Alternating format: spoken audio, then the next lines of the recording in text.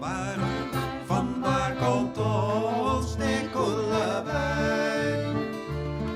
Hij komt van Keulen op de Rijn. Ja, hij komt van Keulen op de Rijn en van Keulen. Yo nací en un pueblo que se llama Zundert, que queda en el extremo sur de los Países Bajos, un pueblo fronterizo que hace frontera con Bélgica. Es un pueblo que está radicado en lo que era la vieja carretera de París a Ámsterdam, que se llamaba la carretera Napoleón antiguamente. Está muy atravesada por la cuestión fronteriza, porque si uno ve el mapa de Holanda, ve que la frontera del sur es como muy ondulado, y el pueblo mío queda en una de esas ondulaciones, digamos, que tiene alrededor Bélgica y solamente hacia el norte Holanda. Y es provincia, es campo, es un pueblo con mucho cultivo de frutilla, de alimentos, de árboles. Hoy debe tener 15.000 habitantes el pueblo, que es el pueblo principal de una municipalidad que no debe tener más de 25.000 habitantes. O sea, es provincia, es campo, pero los pueblitos están uno al lado del otro. Salís del pueblo y al kilómetro o 4 kilómetros estás en otro pueblo. Entonces no es la sensación de campo con la extensión que la tenemos acá en Argentina. El pueblo es más conocido por ser el pueblo natal de Vincent van Gogh, el pintor. Nació en ese pueblo. Yo vengo de una familia de 4 integrantes, mis padres, mi mamá es belga, yo soy belga por eso también, mi papá es holandés, mi papá es del pueblo, uno de los pueblos de la municipalidad, y mi madre es de la ciudad de Gante, en Flandes, en Bélgica. Tengo una hermana mayor que vive a 15 kilómetros de mi pueblo natal y mis padres siguen viviendo ahí en ese pueblo. Es una familia emprendedora, ambos padres trabajaban en empresas familiares, en el sector de transporte. Mi padre trabajaba como despachante de aduana en la frontera y mi madre era hija de un transportista, digamos, y su familia tenía una empresa de camiones. Y bueno, ahora obviamente los dos están jubilados y siguen viviendo en ese pueblo. A mí, mi infancia me trae recuerdos muy lindos. Era una vida, así una vida muy, muy tranquilo. Yo siempre viví en la casa, yo nací en la casa donde siempre viví, hasta que me fui a estudiar a los 20 años, en un barrio muy tranquilo, con la escuela primaria a 500 metros, una vida muy de pueblo, jugando al fútbol en el pueblo donde nació mi padre, a 6 kilómetros.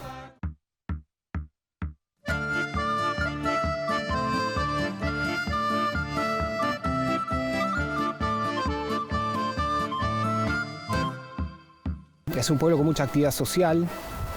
Hay un evento anual que es muy importante en el pueblo, que es un corso de flores, que es muy conocido. Y esto es un evento que moviliza a todo el pueblo. El pueblo está dividido en regiones, como barrios.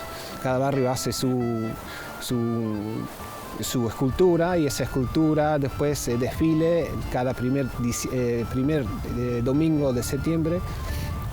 Desfile por el pueblo.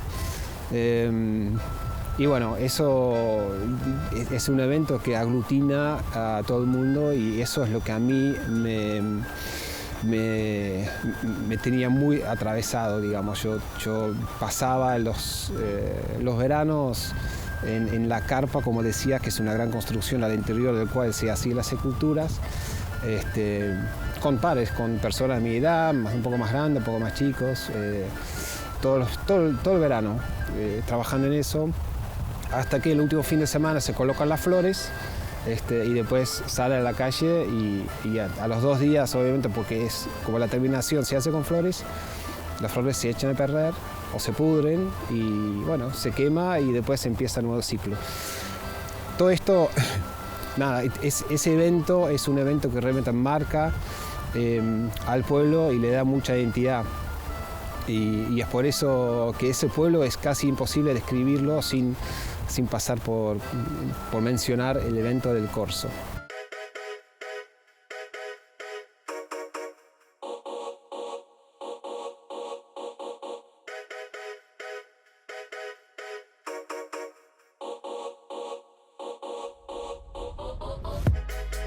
Allá el sistema de la escuela secundaria es bastante, ¿cómo decirlo?, bastante verticalista.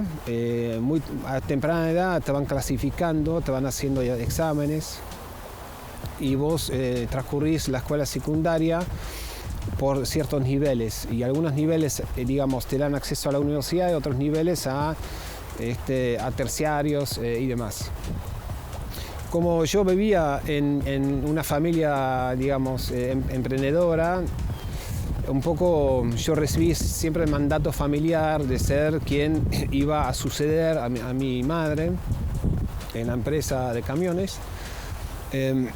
Entonces, es como que siempre se hablaba, digamos, durante mi juventud como si yo tuviera el futuro como resuelto, ¿no? O sea, el camino ya estaba hecha. Yo me inscribí en una universidad para estudiar economía, en principio para estudiar logística, y días antes de empezar esa carrera yo confesé en la familia que la verdad que no me interesaba. Y ahí es cuando dejé, o nunca entré en esa carrera, hice un año un terciario y después elegí otra carrera que era siempre en economía, pero era ya con perfil internacional. Era una carrera en economía internacional con estudiantes de muchos países, y una parte de la carrera consistía en ir a estudiar al extranjero. Yo tenía como mucha fascinación por conocer lugares. Cuando terminé esa carrera decidí comenzar otra carrera nueva, que era antropología. Eso lo hice en Ámsterdam, en la Universidad Autónoma de Ámsterdam. Y terminé haciendo la maestría en antropología cultural, y ahí sí me di cuenta que me gustaba estudiar, y eso ahí realmente es cuando me encontré con el hacer, ¿no? con la práctica académica y con el estudio. Así que bueno, cuando estaba por terminar esa carrera, tenía que escribir la tesis. Y ahí empieza la historia argentina, porque tenía una fascinación por la Patagonia, quería conocer esos paisajes, quería conocer ese vacío.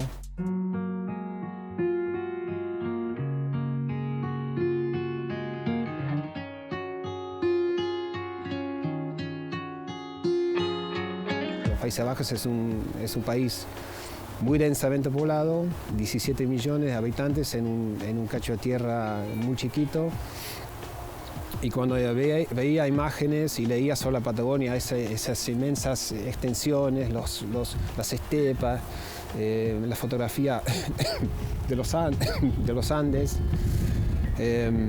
decidí ir a viajar y conocer. Y eso fue en 2001. Durante 4 meses recorrí la Patagonia, no solamente para conocerla, sino además para aprender el castellano, que era un idioma que allá en las universidades o en Europa en general no es un idioma principal. No es más importante manejar el inglés, obviamente, o en Holanda el alemán o el francés, pero yo quería entender el castellano, que me parecía un idioma fascinante. Esos ya fueron 2 motivos. El tercer motivo fue recorrer la Patagonia antes de empezar con la tesis, para ver si podía encontrar un tema y escribir sobre la Patagonia. Y por eso viajé en 2001, antes de comenzar el trayecto final de la carrera. Cuando llegué a Tierra del Fuego me quedé primero 2 semanas en Río Grande. Eso fue justo en diciembre de 2001, cuando estalló el país, que no entendía nada de lo que estaba pasando, pero entendía, digamos, que estaban pasando cosas muy graves. Había mucha marcha, mucha movilización al estilo patagónico, ¿no? Con los autos. Y luego, bueno, 2 semanas también en Ushuaia, y acá me encontré con un arqueólogo del CAIC, Ernesto Piana. Fuimos con él, o me invitó a acompañarlo a la estancia Remolino, donde él hacía trabajo arqueológico. Y esa fue como una noche decisiva porque ahí él me dijo, bueno, si vos querés venir y hacer un trabajo de campo para escribir la tesis sobre Ushuaia, yo te puedo ofrecer un espacio de trabajo y alojamiento y contactos. Y para mí eso fue suficiente. Con eso también concluyó mi viaje en ese momento, porque faltaba solamente volver al norte, pero no tenía más esa necesidad de quedarme en cada lugar porque ya tenía en la cabeza de volver para terminar la carrera y escribir la tesis. Y bueno, así fue en 2003. En mayo de 2003 volví a la Argentina por 6 meses para hacer mi trabajo de campo. En primera instancia en Buenos Aires y luego 3 meses acá en Ushuaia. Y bueno, esto fue una experiencia única de poder, digamos, quedarme acá más tiempo. Era invierno, fue una experiencia muy fuerte. Y siempre, bueno, desde que pisé la Argentina en 2001 y después con esa experiencia me estaba realmente brotando una fascinación por este país y me llama la atención lo cómodo que yo me sentía acá, en la Patagonia, en Argentina en general, y Ushuaia como lugar, ¿no? Porque Ushuaia era esto, digamos, el paisaje, todo esa extensidad, esas imágenes, esos planos tan impactantes que te convocan, ¿no? Para estar acá.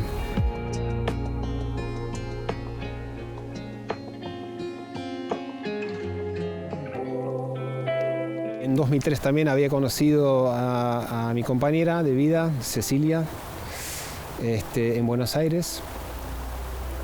Y mientras que estaba escribiendo la tesis, con Ceci hablando qué vamos a hacer, digamos, si nos juntamos, si no nos juntamos. Y finalmente decidimos que yo me venía, lo cual fue una decisión llamativamente sencilla. Y después de defender la tesis y trabajar un año en una escuela secundaria como docente, tomé la decisión de irme. Entonces en 2005, en mayo, me radiqué en Argentina y nos quedamos viviendo en Buenos Aires hasta principios de 2012, y con el proyecto institucional de la Universidad Nacional Tierra del Fuego nos vinimos y nos radicamos acá a partir de ese momento, ya hace 11 años. Por algún motivo, mientras que yo estudiaba antropología, estaba mi mirada puesta en América Latina, mucho más en otros países europeos. Eso obviamente me atrajo a ir a recorrer la Patagonia y no otros paisajes, digamos. Por eso me crucé el Atlántico, quiere decir. Lo que pasa es que no hay ni una Argentina en Europa, ¿no? Acá hay mucha influencia europea, pero no deja de ser América Latina, y yo creo que ese componente es lo que a mí me atrajo. Esta es otra vida, ¿no? O sea, todos sabemos que implica vivir en un país como Argentina, pero yo también sé que es vivir en un país como Holanda, y yo elijo esto, ¿no? Y sigo eligiendo esto, porque encuentro acá en las personas una vitalidad, unas ganas de vivir, y una energía que en los Países Bajos no existe, o existe mucho menos, no tan a flor de piel, ¿no? Yo siempre digo, porque obviamente muchas personas me han preguntado qué hace un holandés acá en Argentina. Yo siempre digo que digamos, la diferencia se podría describir como si acá la gente realmente busca la salida para vivir, ¿no? Y allá la gente está postergando la muerte. ¿Qué implica esto? Que las personas a temprana edad, como decía recién, en la secundaria uno ya te va encasillando, digamos, para que vos hagas una formación determinada según tu perfil, según tu nivel y demás. Y después, bueno, te recibís o no te recibís, ingresás a un mercado laboral y todo estaría de alguna manera organizada para la comunidad, para que uno pueda tener cierta calidad de vida, digamos, y extenderla, ¿no?, hasta el último día. Esta comodidad y esta seguridad, como muchos dicen que esta es una seguridad, eso también quita mucha energía, ¿no? Porque en lugares donde no está tan pavimentada esa senda, no determinada ese camino, uno está más obligado a buscársela, ¿no? Y eso es lo que genera una energía muy distinta. Y yo creo que eso es lo que me atrapó. Y me sigue gustando. Me gusta encontrar eso en las personas. Creo que eso es la beta emprendedora, quizás. Yo me entusiasmo muy fácilmente por personas, digamos, con ganas de hacer cosas. Y eso acá es algo mucho más común que en otros lados. Así que a mi criterio, demasiadas veces escucho gente hablar acá en Argentina de una manera de la ropa que yo desconozco, digamos, desde la propia vivencia. Yo creo que hay una imagen muy romántica. Depende obviamente del país, ¿no? Pero y al mismo tiempo una enorme negatividad, digamos, hacia lo que es este país. Y yo reconozco, y viviendo acá, digamos, vivo y me frustro igual, pero todas estas dificultades no justifica, digamos, el nivel de romantización que circula acá sobre los países europeos.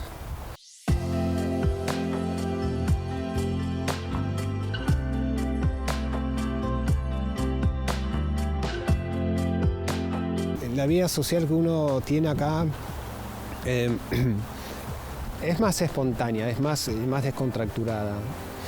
Las juntadas entre familias, esas largas cenas, los asados o los no asados, esos son eventos que son inexistentes, por lo menos en mi país, ¿no? Quizás si uno va a Italia va a encontrar cosas parecidas. En Holanda es muy difícil, como también es muy difícil encontrar un momento de juntarse. Yo tengo grupos de amigos todavía con quienes comparto grupos de WhatsApp y se quieren juntar y planifican, digamos, de acá a mayo para septiembre, como primera posibilidad, digamos, porque está todo planificado. Bueno, eso a mí me molesta y siempre ha molestado y por lo tanto creo que este es uno de los aspectos que tanto me hace sentir cómodo acá en Argentina, porque acá no existe, ¿no? Cuando uno, no sé, quiere celebrar una cosa, siempre hay momento y lugar para hacerlo. Y al mismo tiempo, la cuestión de la estabilidad es un hecho, sobre todo, bueno, estos últimos años acá han sido difíciles y probablemente seguirán siendo difíciles, pero creo que eso también habría que ponerlo en un plano más global, porque muy pocas personas acá saben que países como Países Bajos, que está visto como país ultra estable, con una altísima calidad de vida, muchas personas están sufriendo. Jóvenes como de 20 a 25 años no acceden, digamos, a viviendas, no pueden comprar viviendas porque son impagables. Cada vivienda, creo que el promedio de vivienda en Holanda está más o menos en 400.000 euros. Y en Holanda eso es mucho capital. Para una familia media es casi imposible juntarla. Los bancos tampoco tienen los préstamos hipotecarios como tenían hace 25 años, por ejemplo. Y ya no es una vida tan sencilla tampoco en Holanda. Y creo que es importante contar eso, ¿no? Para que no quedemos acá con esta idea de que solamente acá hacemos desastres. Yo creo que tiene mucho que ver el plano grande, el plano a escala planetaria.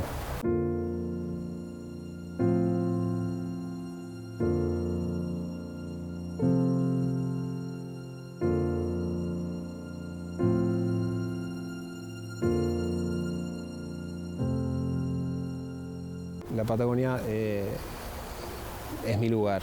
Yo no me veo volviendo a los Países Bajos o a otros países en Europa.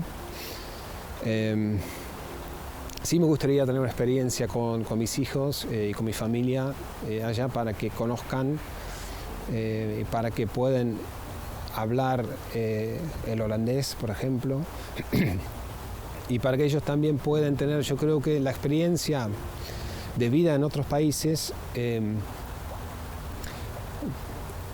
te permite comprender muchas cosas, ¿no? No solamente el manejo de idiomas distintos, sino también encontrar, o sea, ver cómo se vive en otros lados. Yo creo que eso es una experiencia única que ayuda mucho en la vida como para poder relativizar, digamos, poder bajar uno mismo a la tierra.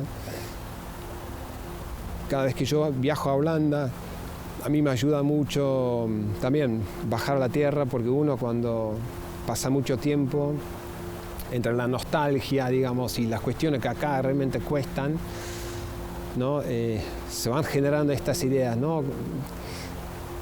¿Cómo sería, ¿no?, estar allá? Pero ni bien llego, a las 2 semanas me doy cuenta que sigo eligiendo y sigo defendiendo las elecciones, las decisiones de haberme emigrado hasta acá. Pero eso me gustaría, a un futuro, 5 o 10 años, que mis hijos tengan la posibilidad de tener experiencia allá